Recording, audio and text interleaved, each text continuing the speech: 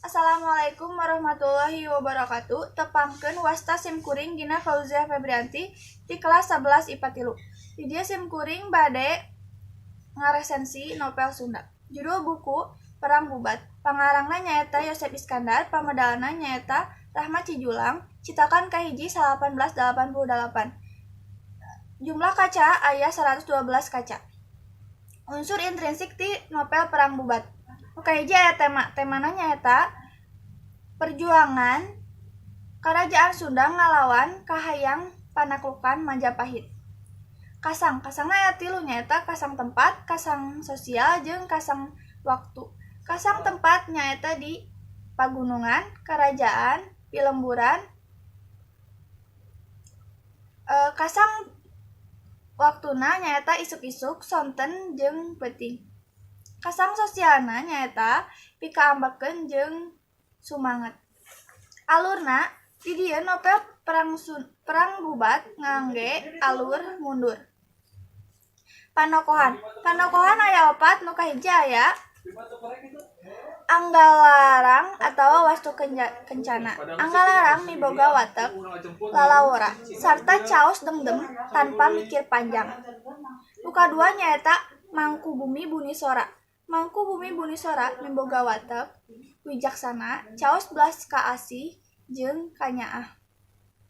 Nu katilu aya Ki Ajar Sukawening.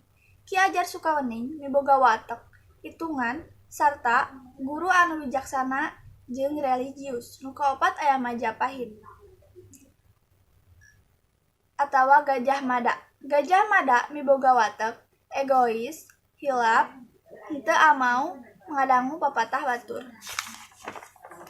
Konflik dina novel Perang Bubat ieu nyaeta konflik batin antawis Anggalarang jeung Gajah Mada. Panempo ngangge jalmi katilu. Gaya nalika seueur ngagunakeun peda wewengkon Sunda Jawa. Sinopsis novel Perang Bubat. Novel Perang Bubat ieu nyaritakeun lalakon Karajaan Sunda dikawali anu diparentah ku Prabu Maharaja Linggabuana jeung Prameswarina Dewi Laralingsing. Harita indit ka Majapahit. Maksud reka acara jatukrami putrina nyaeta Citra Resmi Ayu atawa Diah Pitaloka ka Raja hayang wuru. Naon nu jadi pamaksudan teu kaasa hasilna, malah nandangan panghianatan ti Patih Gajah Mada anu mundut Citra Resmi jadi upeti.